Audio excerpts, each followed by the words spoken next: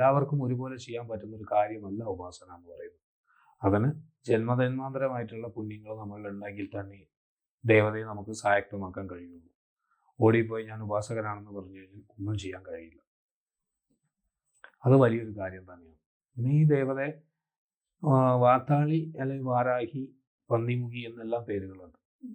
ഈ പേരുകളൊക്കെ ഉണ്ടെങ്കിൽ മറ്റുള്ള ദേവതകളെ ഇതിനേക്കാൾ വലുതാണ് മറ്റൊരു ദേവത എന്ന് പറയാൻ പറ്റില്ല. ഒരു ഉപാസകന് വാർത്താളി ഉപാസകനാണെങ്കിൽ അവൻ ഏറ്റവും വലിയ ദേവത അല്ലെങ്കിൽ ഏറ്റവും അടുത്ത ദേവത എന്ന് പറഞ്ഞാൽ വാർത്താളി തന്നെയാണ്. ഇപ്പോൾ വിഷ്ണുമായ ഉപാസകനാണെങ്കിൽ അവൻ്റെ ദേവത ഏറ്റവും വലിയ ദേവത വിഷ്ണുമായ തന്നെയാണ്. അതിൻ്റെ മുകളിലേക്കൊരു ദേവത ഇല്ല. സമ്പൂർണ്ണ ജാതകം സാധാരണ ജാതകമല്ല, സമ്പൂർണ്ണ ജാതകം. 75 പേജുകൾ അടങ്ങുന്ന സമ്പൂർണ്ണ ജാതകം 250 രൂപയ്ക്ക് ഇനി നിങ്ങളുടെ കൈകളിലേക്ക്. അതിനായി നിങ്ങൾ ചെയ്യേണ്ടത് ഇത്രമാത്രം: താഴെ കാണുന്ന നമ്പറിൽ ബന്ധപ്പെടുക.